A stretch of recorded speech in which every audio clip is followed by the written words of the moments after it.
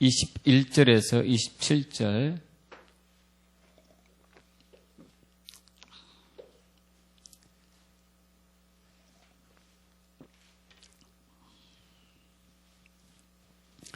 오늘 설교 제목은요, 제자도와 순종, 순종과 제자도입니다. 마태복음 7장 21절에서 27절 저와 여러분이 교도할까요?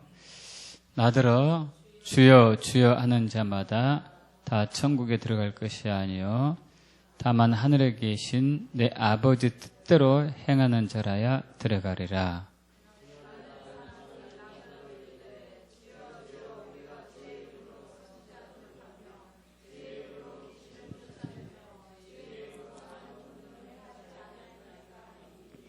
그때에 내가 그들에게 밝히 말하되 내가 너희를 도무지 알지 못하니 불법을 행하는 자들아 내게서 떠나가라 하리라.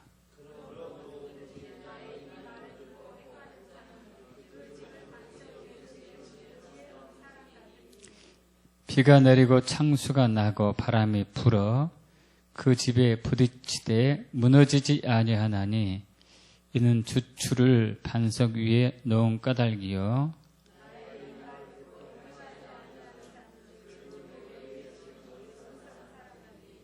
비가 내리고 창수가 나고 바람이 불어 그 집에 부딪힘에 무너져 그 무너짐이 심하니라.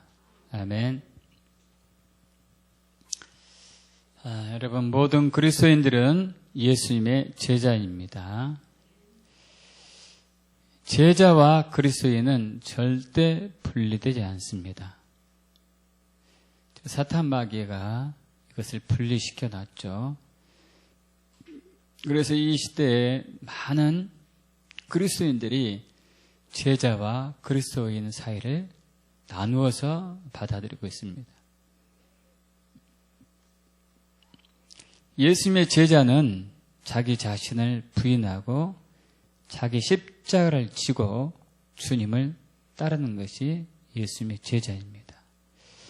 역시 그리스도인들도 자기를 부인하고 자기 십자가를 지고 주님을 따라야지만이 진정한 그리스도입니다. 즉 제자도는 자기를 부인하고 자기 십자가를 지고 주님을 따르는 것입니다. 오늘은 제자도와 순종에 대해서 나누겠습니다. 성경은 순종과 불순종에 대해서 극명하게 말씀을 하고 있죠. 순종이 주는 복은 참으로 많습니다. 귀하고 아름답고 신명기 28장 전체가 그 내용이죠. 그러나 또 불순종이 주는 저주는 더 많습니다. 신명기 28장 전체 내용 중에서 거의 5분의 4 이상이 불순종이 주는 저주를 말하고 있죠. 그래서 우리는 당연하게도 이제 순종하는 삶을 택해야 되죠. 여러분, 그런데 성경이 말하는 순종을 하려면 제자도를 통과하지 않고는 불가능합니다.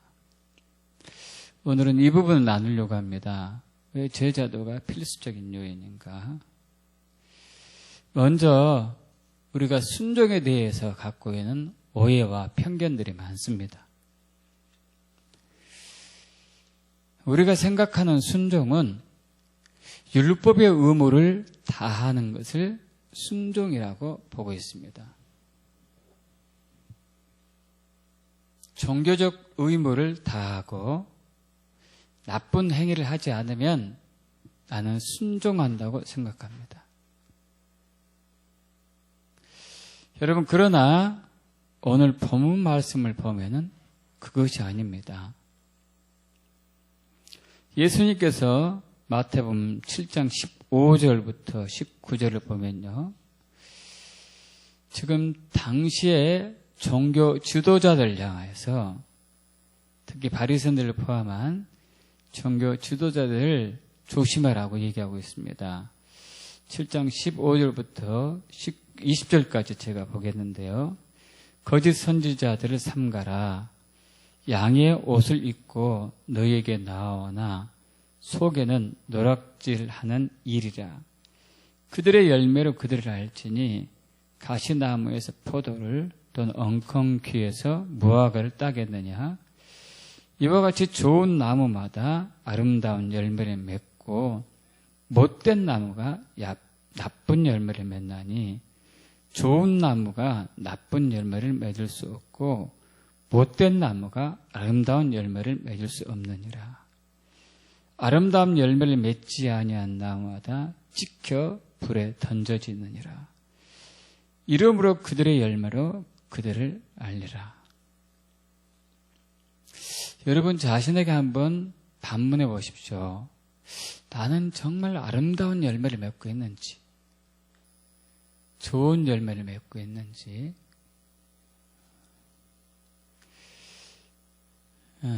여러분, 이 당시 종교 지도자를 포함한 바리새인들은 참으로 종교 생활을 열심히 했습니다.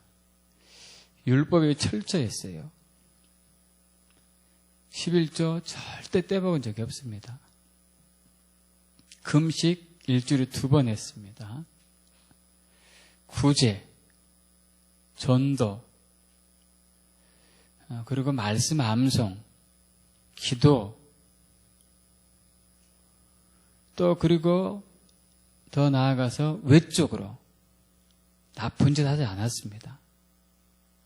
토색하거나 불우하거나 간음하지도 전혀 않았어요. 여러분, 그랬음에도 불구하고 예수님께서는 그들이 하나님의 뜻대로 행하지 않았다고 마태복음 7장 21절 이하에 말하고 있는 것이죠. 그들의 삶은 불법 행하는 것, 즉 불법은 불순종을 얘기합니다. 불순종. 너희가 불순종했기 때문에 망할 것이다. 머리 위에 세워진 집이기 때문에 비바람이 나고 창수가 불면은 너희는 무너져 없어질 것이다. 그 무너짐이 심각할 것이다고 얘기하고 있죠. 여러분, 이렇게 보면은 우리가 알고 있는 이 순종에 대한 개념과 예수님과 성경이 말하는 순종의 개념이 굉장히 다르다는 것을 우리는 인식해야 됩니다. 종교적 의무를 다하고 율법에 철저해서 사는 것, 나쁜 짓 하지 않는 것이 그냥 순종이다. 이렇게 알고 있는 우리의 개념이 바뀌어져야 돼요.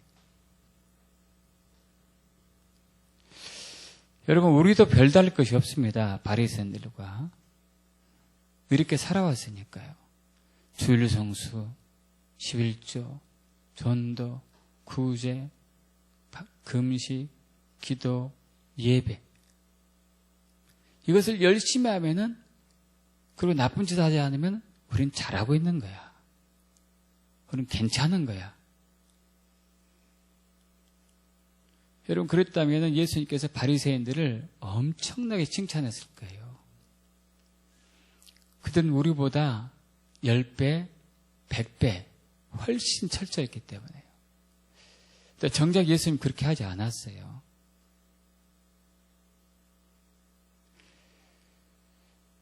대표적인 예가 사무엘상의 사울 왕이죠. 사울 왕.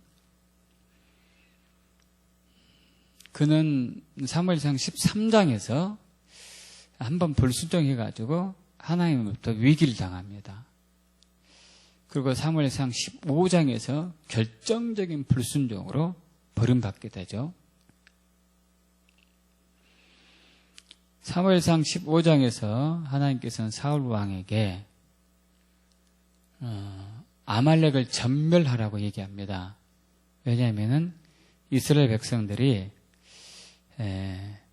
출애굽해가지고 광야를 지나 가나안 땅으로 들어올 때 아말렉이 방해를 했거든요. 그래서 그 방해한 아말렉을 모든 사람들, 남녀노소, 군인들 말할 것도 없고 사람들까지 다 죽이고 가축도 다 죽이라고 그래요.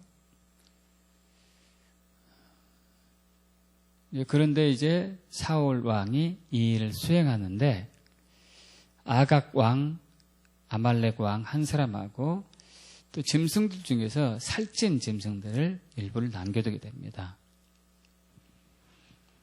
그때 하나님께서 사무엘 선지자에게 얘기하죠.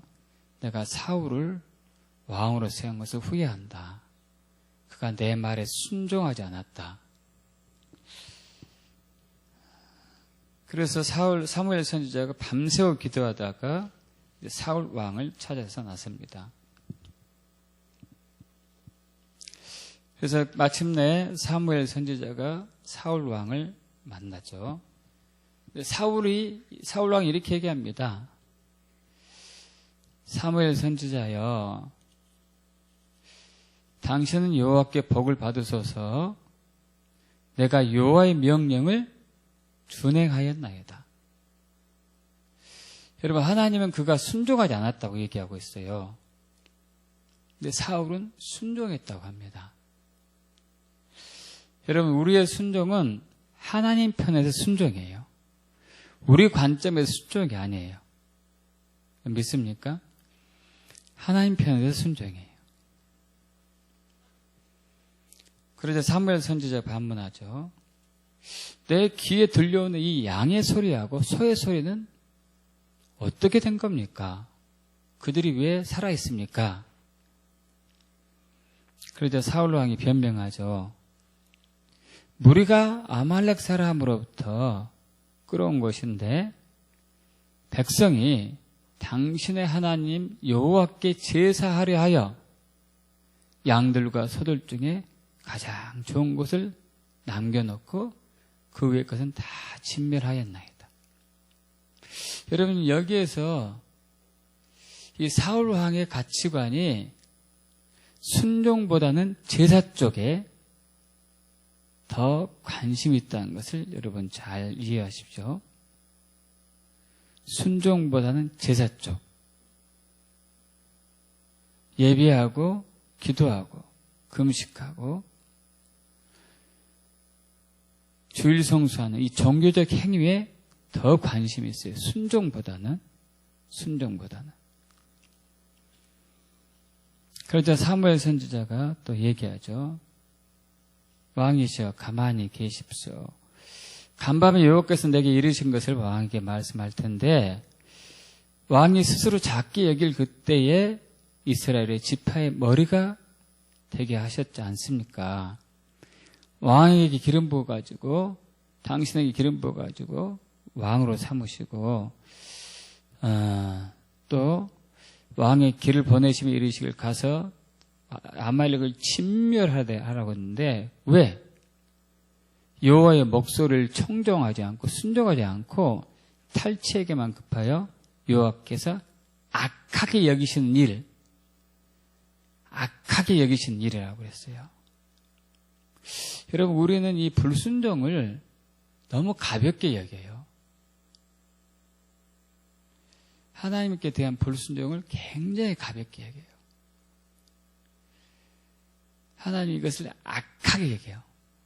악하게.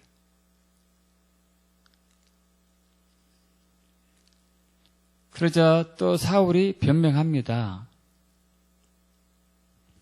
내가 하나님의 목소리를 순종하려고 했는데 그래서 아각 왕을 끌고 갔고 사람들 진멸했지만 다만 백성이 하나님께 제사하려고 양과 소를 끌고 왔다니까요. 여러분, 계속 제사에 관심이 있어요. 제사에. 여러분의 삶이 어디에 초점이 있는지 잘 봐보십시오. 순종인 쪽인지 제사 쪽인지 종교적 행위 쪽인지 순종 쪽인지. 그러자 사무엘 선지자가 굉장히 중요한 얘기를 하죠. 여호와께서는 번제와 다른 제사를 그의 목소리를 청종하는 것을 좋아하신 같이 좋아하시겠나이까? 그러니까 하나님은 제사보다도 순종을 더 원하지 순종보다 제사를 더 원하지 않습니다. 이 얘기거든요. 그래서 순종이 제사보다 낫고 듣는 것이 양의 기름보다 낫습니다. 이는 거역하는 것은 점치는 죄다. 여러분 하나님의 말씀에 불순종하는 것은 점집에 앉아있는 거예요. 또 완고한 것도 같은 맥락이죠. 마음이 강팍해가지고 말씀에 순종하지 않는 것이죠. 우상에게, 죽은 우상에게 절하는 것입니다. 똑같은 죄입니다. 불상에게 절하는 것입니다. 자, 그런데 이때 사울 왕이 좀 눈치챕니다. 그런데도 참 그의 가치관이 안 바뀌고 있어요. 내가 범죄했습니다. 사울이 얘기하죠. 내가 여호와의 명령과 당신의 말씀을 어긴 것은 백성을 두려워했기 때문인데, 그래서 그들의 말을 들었는데 청하오니 지금 내 죄를 사하시고 나와 함께 돌아가서 나로 하여금 여호와께 경배하게 하소서. 계속 제사를 모집해요. 신기하죠? 여러분, 제가 열방선교를 통해 가지고 2007년부터 대표를 맡고 나서 계속 하나님과 친밀함, 십자가를 전하고 있어요. 근데 우리의 가치관이 점처럼 안 바뀌어요. 점처럼. 여러분, 사울의 왕의 얘기 아니고 저와 여러분의 얘기입니다. 그렇게 받아들이셔야 돼요. 우리 가치관이 점처럼 안 바뀌어요. 견고한 진이라고 해서. 그래서 사무엘 선지자가 나는 돌아가지 않겠습니다. 왜냐하면은 왕이 여호와의 말씀을 버렸기 때문에 여호와께서도 왕을 버려 이스라엘 왕이 되지 못하게 했습니다. 하고 돌아서 가는데 발을 붙잡고 늘어지죠. 옷자락을 붙잡고 옷이 찢어지게 되죠. 그러자 이제 사무엘 선지자가 왕의 나라를 찢어가지고 더 나은 왕의 이웃에게 주셨나이다. 이것은 절대 변하지 않습니다. 근데 사울 왕이 지독하게 고집해요. 내가 범죄하였을지라도 이제 청하는데 내 백성의 장로들 앞과 이스라엘 앞에서 나를 높이사 나와 함께 돌아가서 내가 당신의 여호와께 경배하게 하소서. 역시 제사를 하는 거예요. 근데 제사의 목적이 있었어요. 자기를 높이려고. 자기를 높이려고. 여러분, 우리는 오랜 신앙생활 끝에 우리 자신도 모르는 사이에 주일 성수, 주일 예배가 내가 그동안 신앙생활 오래 했으니까 나가기 싫어도 나가야지. 내 직분이 목사고 전도사고 장로고 권사인데 집사 10년인데 나가야지. 여러분, 이것은 하나님을 높이는 예배가 아니죠. 자기를 높이는 예배예요. 자기를 높이는 예배. 여러분, 사울왕처럼 지금도 수많은 그리스도인들이 순종보다 제사를 집착해요.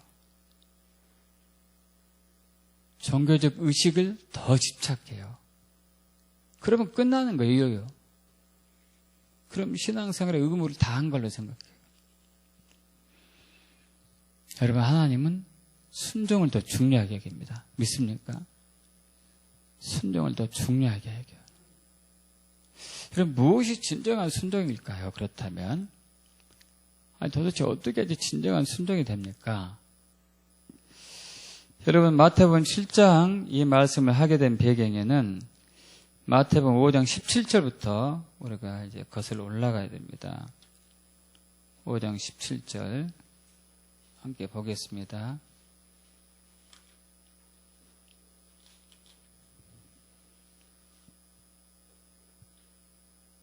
17절부터 20절까지 우리 함께 합독해 볼까요? 내가 율법이나 선지자를 폐하한 줄로 생각하지 말라. 폐하러 온 것이 아니요 완전하게 하려 함이라. 진실로 너에게 이르노니 천지가 없어지기 전에는 율법의 1.1획도 결코 없어지지 아니하고 다 이루리라. 그러므로 누구든지 이 계명 중에 지극히 작은 것 하나라도 버리고 또 그같이 사람을 가르치는 자는 천국에서 지극히 작다 일컬음 받을 것이요 누구든지 이를 행하며 가르치는 자는 천국에서 크다 일컬음을 받으리라. 내가 너에게 이르노니 너희 의의가 서기관과 바리새인보다 더 낫지 못하면 결코 천국에 들어가지 못하리라.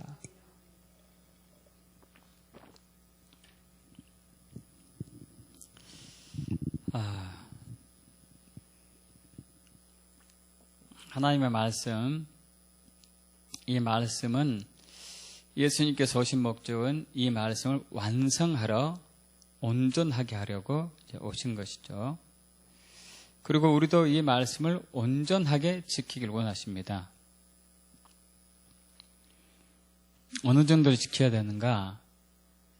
서기관과 바리새인들의 율법 의무에 순종했던 것보다도 더 완벽한 순종을 요구하고 있어요. 참 이거 쉽지 않겠죠, 여러분. 그러면서 21절부터 어떤 부분이 계속되고 있냐면요. 21절부터 26절까지는 옛말에 살인하면 심판받는다 했는데 이제 난 너에게 다시 말하는데 형제에게 바보, 미련한 놈, 그리고 화를 내면은 심판받는다. 남편에게, 아내에게, 자녀에게, 이웃에게 바보, 멍청이, 미련한 놈, 화내면은 심판받아요.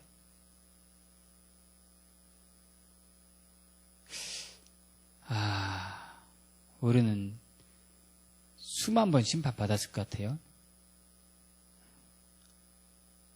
얼마나 많이 남편에게, 아내에게, 부모님에게, 자녀에게, 이웃에게 화를 내고 멍청이 바보라고 살아왔어요.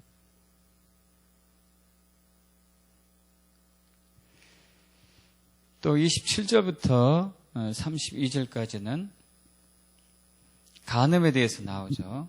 간음에 대해서. 옛말에 간음하지 말라 너희가 들었는데 근데 이때 바리새인들은 외적 간음만 하지 않으면 된 거예요. 내가 실질적으로 남의 여자와 통관하지 않으면 나는 간음하지 않은 것이다. 이렇게 했었는데 예수님은 그게 아니었어요. 마음으로도 음욕을 품으면 간음죄다.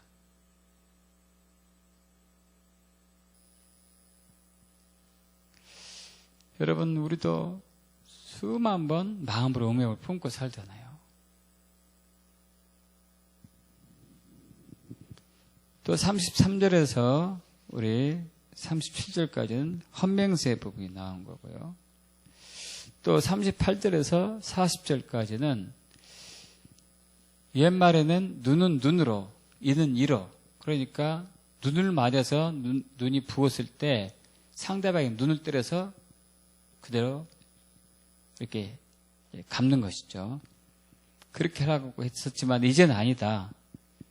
악한 자를 대적하지 말고 오른밤을 치거든 왼밤 내밀어라. 또 너를 고발해 가지고 속옷을 가지려거든 겉옷까지 주워버려라. 억지로 오리를 가게 하려거든 심리를 동행해주고 구하는 자에게 주고 꾸고자 하는 자에게 거절하지 말라. 여러분, 우리가 이렇게 살고 있는가요? 쉽지 않습니다, 여러분.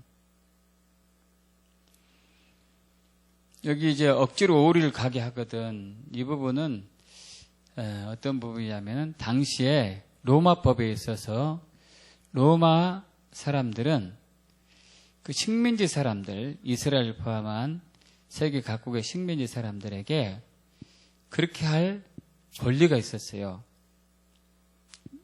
예를 들면 로마 병정이 짐을 지고 어디 길을 가는데 이스라엘 백성이 지나가요. 그러면은 야, 네가 이 짐을 져 하면은 그 사람은 오리를 가져야 돼요. 오리. 식민지 삶은 어쩔 수 없는 것이죠. 그렇게 하거든 심리까지 가져라 그거예요. 오리도 너무 부당하고 자기 권리를 다 빼앗기고 조롱받는 기분인데 심리까지 가주래요. 또 43절에서 5장 43절에서 47절까지는 원수를 미워하지 말고 사랑하라는 부분이죠. 옛말에는 이웃을 사랑하고 원수를 미워하라고 그러겠지만은 이제 말하는데 원수를 사랑해라. 너희를 박해하는 자를 위해서 기도해라. 여러분 그렇게 하십니까? 여러분을 핍박하고 못살게 하고 학대하고 조롱하고 후욕하고 험담하고 시기하고 질투하는 사람들을 위해서 기도하시는가요? 또 6장 1절부터 18절까지 하고 6장 16절부터 18절까지는 기도할 때, 금식할 때, 구제할 때 오른손이 하는 것을 왼손이 모르게 해라. 사람들에게 보이게 기도하지 말고 보이게 금식하지 말고 혼자 조용히 해라.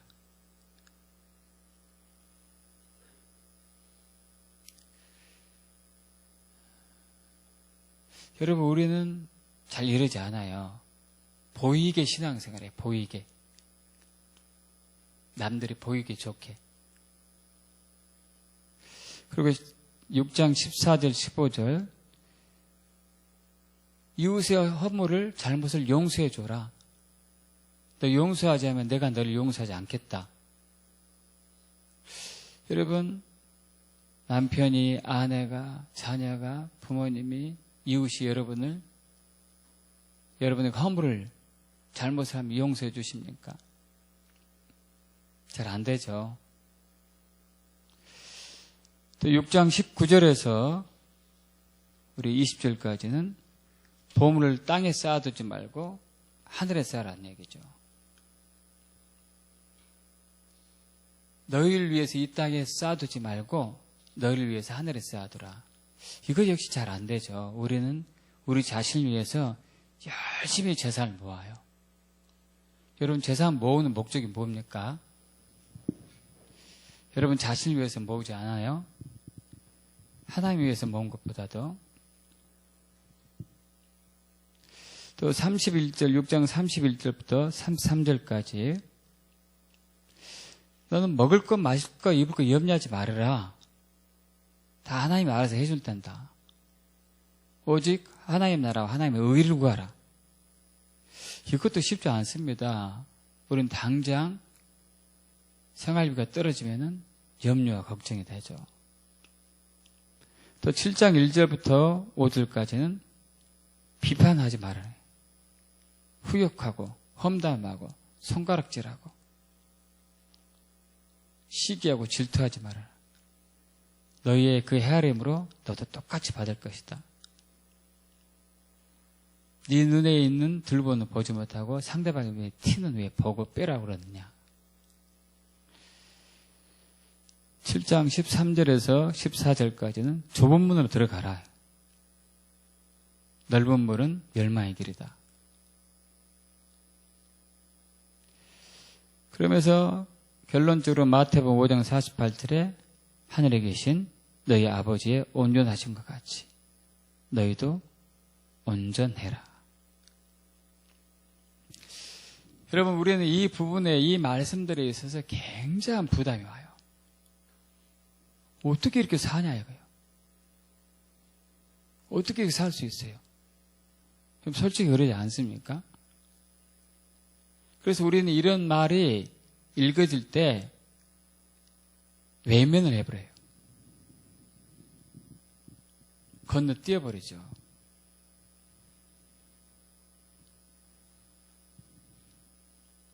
이 말씀들에 순종하기보다는 주일 예배에 더 집착해요. 기도는 열심히 하지만 이웃을 비판하는 일도 계속합니다.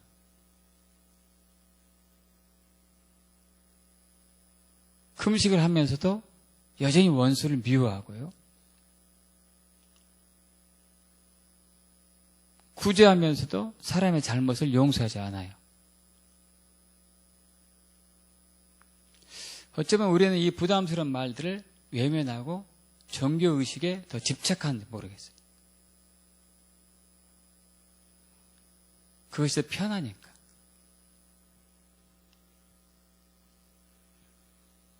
제가 이런 말을 이렇게 전하면은 사람들의 반응이 대부분 이렇게 나옵니다. 목사님 너무 완벽한 거 아니에요? 목사님 너무 완벽주의자다. 사람이 어떻게 이렇게 삽니까? 우리가 신도 아니고 예수님도 아닌데.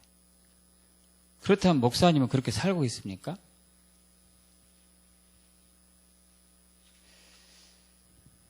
여러분, 우리가 놓치고 있는 게 있어요.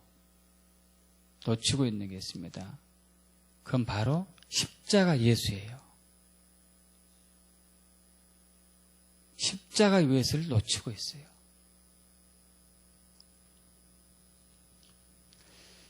여러분, 이렇게 온전한 것은 십자가 예수 외에는 불가능해요.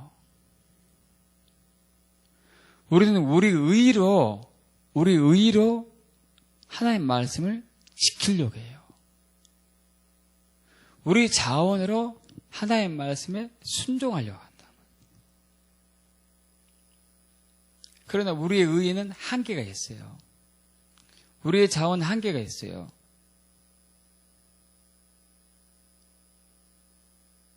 절대 하나님의 말씀에 순종하지 할 수도 없고 하지 않는 것이 우리의 자신의 특징이에요.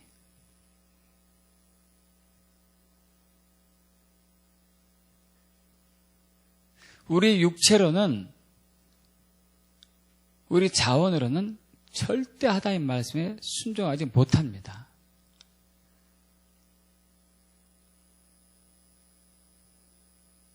근데 우리 자원으로 막 순종하려고 하는 거예요. 순종하려고. 그래서 한계에 부딪히면은 사람이 이렇게 못됐구나. 잘하는 사람도 못됐고 세상이 악하고 차라리 이럴 바에는 그냥 조용한 곳에서 혼자 살지 뭐. 여러분, 우리는 십자가 예수를 몰라요. 우리가 죄인에서 의인이 된 것은 십자가 예수예요. 믿습니까? 우리가 온전해질 수 있는 것은 십자가예요.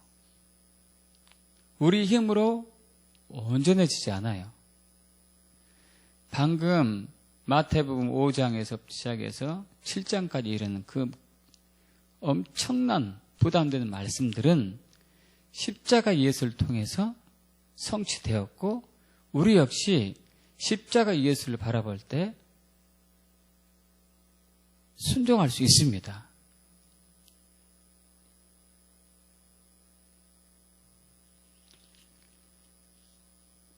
예수님의 십자가의 고난과 죽음과 부활, 여러분, 이것은 우리를 새롭게 했어요. 있습니까? 우리를 완전히 새로운 사람으로 바꾼 거예요.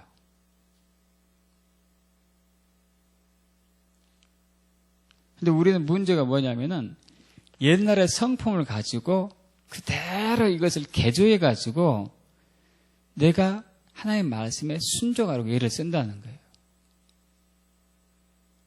이건 불가능해요. 왜냐하면 우리의 내면은 악한 본성이 있기 때문에. 예수님의 십자가의 고난과 죽음과 부활이 우리의 것이 되면은 이 말씀에 순종할 수 있어요. 여러분 믿습니까?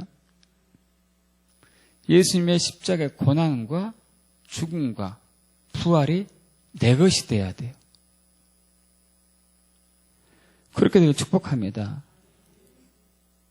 그렇다면 어떻게 예수님의 십자가의 고난과 죽음과 부활이 내 것이 되느냐. 이것이 바로 제자도의 핵심이거든요. 자기를 부인하고 자기 십자가를 지고 예수를 따르는 것.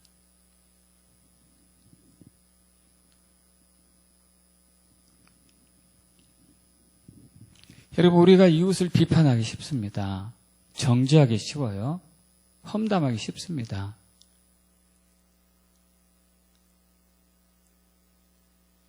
왜 우리가 이웃을 비판하고 정죄하고 후욕하고 험담할까요?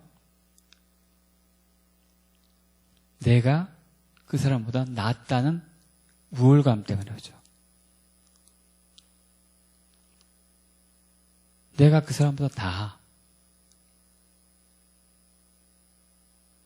그래서 그 사람을 후욕하고 험담하고 비판하고 정죄해요. 남편을, 아내를, 자녀를, 부모를, 형제를, 자매를. 여러분, 그런데 십자가 앞에 가면은 절대 그렇게 못해요. 예수님이 십자가 앞에 가면은 절대 그렇게 못해요. 왜 그렇게 못하느냐?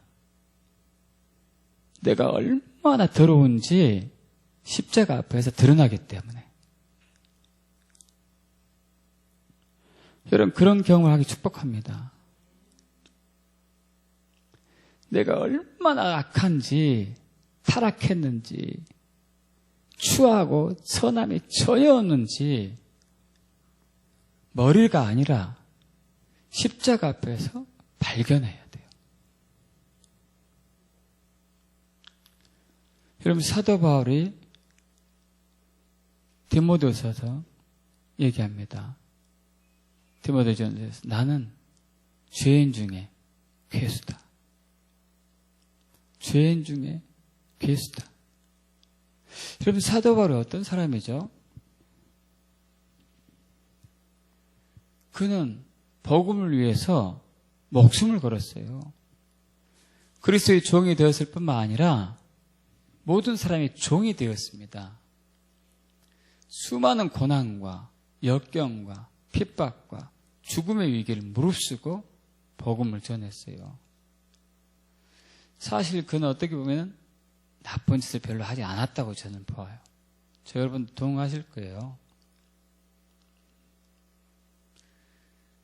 나쁜 짓 할 시간도 없었겠죠. 워낙 바삐 돌아다녔으니까. 여러분, 그런 사도 바울이 자기는 죄인 중에 괴수래요.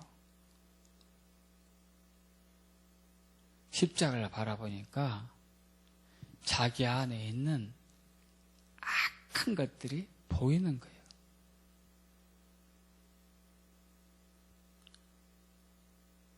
그래서 남을 손가락질을 못해요. 자기가 더 더러우니까. 남을 비판하지 못합니다. 자기가 더 타락했으니까요.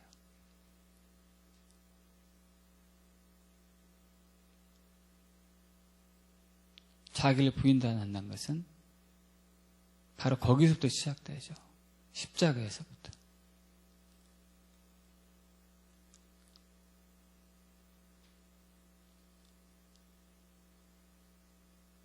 남이 자기를 손가락질해요. 조롱하고 후욕하고 험담하고 욕설 퍼붓고. 여러분, 그때마다 그는 자기의 악을 발견해요.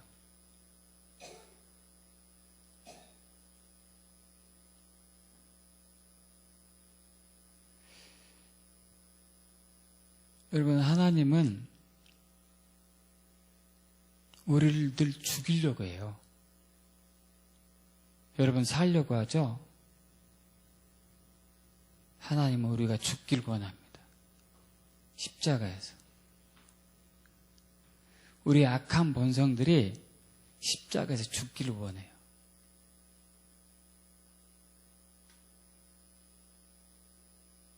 우리가 왜 분노하고 바보라 하고 미련한 남편이고 멍청이 같은 아내라고 얘기할까요?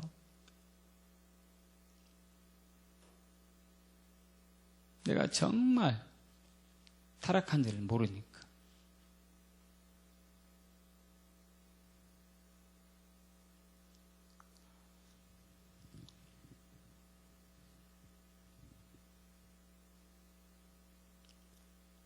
여러분, 원수 사랑하는 거요, 십자가 안에서는 가능해요.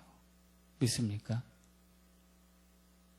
그러나 십자가 밖에서는 절대 불가능해요.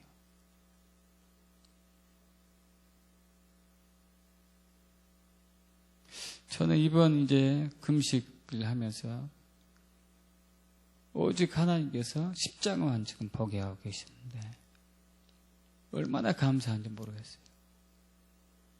새벽에 이런 시간에 십자가를 묵상하면서 주님을 만나고 있죠.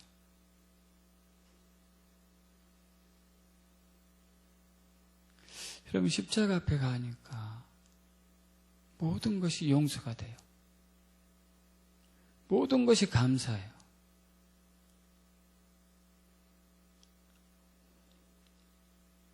이제까지 살아오면서 저를 후욕하고 험담하고 시기하고 실투하고 조롱했던 많은 사람들이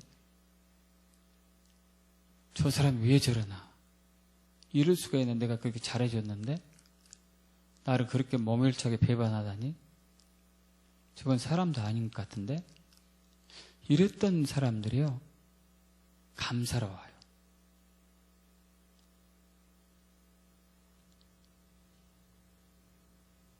그들을 진심으로 축복하게 되고 진심으로 사랑하게 되고,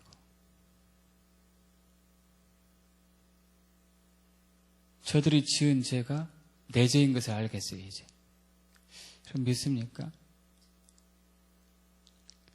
주님, 저들이 악함이 저의 악함이에요. 여러분, 이것이 나를 부인하는 거더라고요. 제가 이렇게 악해요. 주님, 저를 용서해 주세요. 제가 이렇게 악해요. 눈물을 흘리면서 회개하게 돼요. 저들의 죄들 용서해 주세요. 눈물을 흘리면서 회개하게 되고.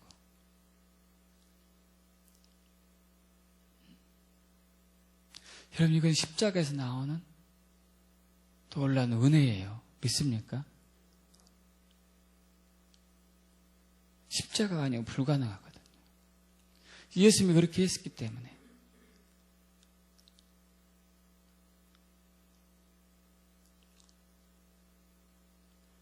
여러분, 이 성경의 모든 생명의 말씀들 우리가 지킬 수 있어요. 믿습니까? 우리가 순종할 수 있어요. 믿습니까? 십자가만 바라본다면, 십자가만 의지한다면,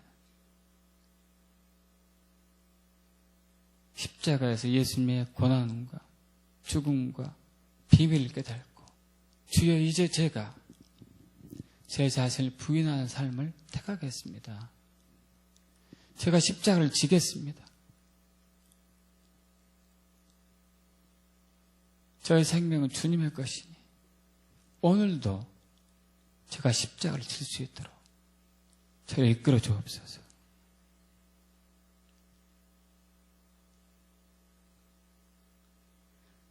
여러분, 우리가 죽어야지만 부활의 생명이 나타납니다. 우리는 그동안 기도를, 나를 살려주세요 하는 기도를 너무 많이 해왔어요. 여러분, 기도 내용을 찬찬히 뜯어보십시오. 나 살게 해주세요 하는 기도 아니에요. 여러분, 하나님은 우리를 죽이려고 한다니까요. 네가 죽어야 된다, 십자가에서.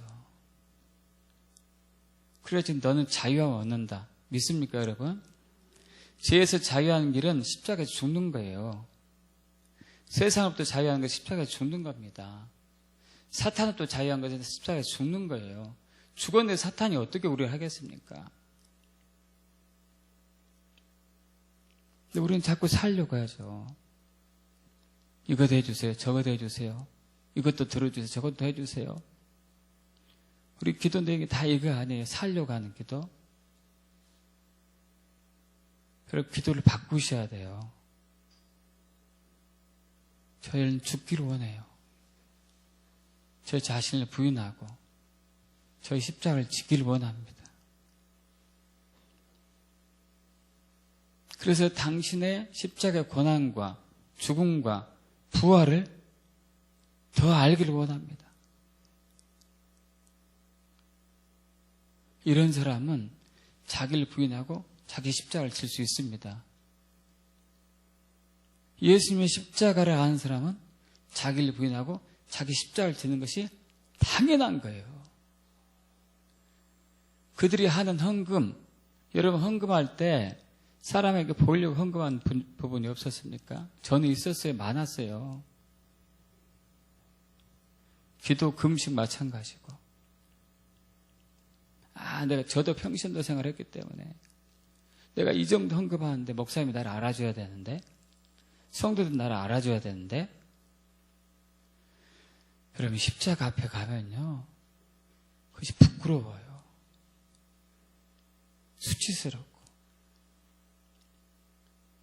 당연한 건데.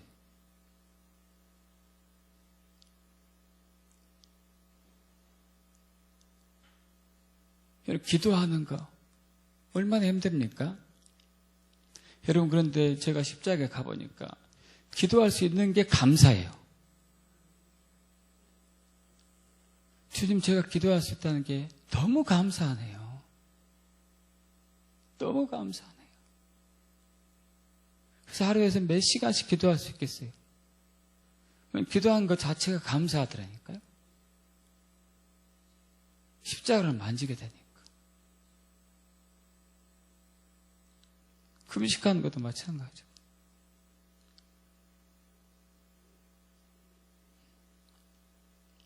여러분, 우리는 십자가 예수를 잘 몰라요. 십자가 예수를 알고 축복합니다. 매일매일 구하세요. 여러분, 사도 바울의 외침은 단 한 가지입니다. 십자가 예수. 십자가 예수. 십자가 예수. 나는 십자가 예수만 알기를 원한다. 오늘도 알기를 원한다. 여러분, 사도 바울이 십자가 예수를 모르는 분입니까? 그는 직접 예수를 만났는데. 그럼에도 불구하고 매일매일 십자가예요. 매일매일 십자가. 그 발견할 때마다 자기 악함이 드러나죠. 자기의 추함이 드러나죠. 이 추하고 악한 것들을 십자가 못 박는 거예요. 십자가에서 죽이는 거죠. 주여, 오늘도 제 악한 본성을 십자가에 못 박습니다. 제 교만함, 음란함, 거짓말 잘하는 거, 거역하는 거, 시기하는 거, 탐심하는 거, 우상숭배하는 거, 분열하는 거, 분리하는 거, 십자가 못 박습니다. 십자가 못 박습니다. 십자가 내어줍니다. 그리고 나는 나를 부인하고 나의 십자가를 지는 삶을 선택합니다. 여러분, 매 순간순간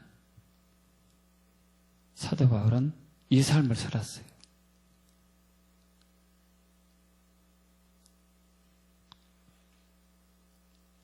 그래서 그는 신약 성경의 절반을 쓸 수 있었던 것이죠.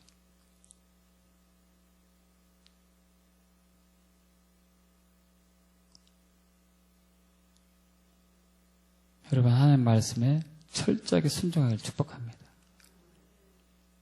종교적 의식을 다 했으니까, 의무를 다 했으니까, 내가 나쁜 짓 별로 하지 않았으니까, 이것이 아니에요. 순종은. 마음으로까지 온전하게 복종하고 순종하는 것. 그것은 십자가를 통과하지 않고는 불가능합니다. 십자가를 통과하면 가능해요. 매일매일 십자가를 만날 축복합니다. 매일매일 추구하세요. 그리고 또 결단하십시오. 악한 정욕과 탐심과 육체를 십자가 못 박고 나를 부인하고 나의 십자가를 지기로.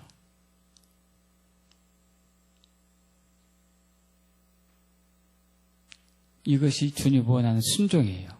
믿습니까? 이것이 성경이 말하는 순종입니다.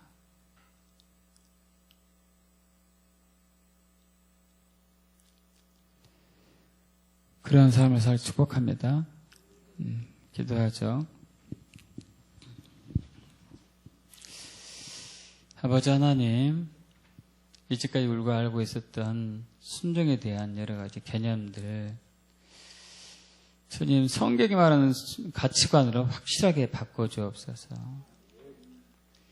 종교적 의무를 다하고 나쁜 짓을 덜하는 것이 우리의 순종이 아니라 마음으로부터까지 하나님 말씀에 온전하게 복종하고 따르는 것이 진정한 순종인 것을 좀 확실하게 알게 해주시옵소서. 주여, 그러나 이 삶은 우리 힘으로, 우리 의기로 불가능한 것을 신뢰합니다. 주님, 그래서 우리가 십자가를 바라봅니다. 완전히 타락한 우리를, 완벽하게 악한 우리를 의인이 되게 하신 주님을 찬양합니다. 이제 십자가를 통해서 우리의 삶도 하나님 말씀에 완전하게, 온전하게 순종할 수 있는 삶일 것을 믿습니다. 하늘에 계신 아버지께 온전하신 같이 우리도 온전해질 것을 믿습니다. 바로 십자가를 통해서입니다. 주여, 우리에게 예수의 십자가의 고난과 죽음과 부활의 비밀을 더 깊이 알려주시옵소서. 그래서 매일매일 우리 육체와 함께 종교가 탐심 십자가 못 박게 하시고 나를 부인하고 나의 십자가를 지고 주님을 따르겠습니다. 진정으로 썩어져가는 미랄이 되어서 하나님을 드러내겠습니다. 영광 받아 주시옵소서. 우리 주 예수 그리스도의 이름으로 기도합나이다. 아멘. 아멘.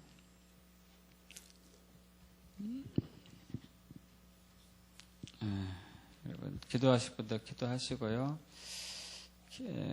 또 기도 받으실 분들은 우리 박명석 사모님이나 안집사님이나 어장님한테 받으면 좋을 것 같습니다. 제가 기도할 힘이 없네요.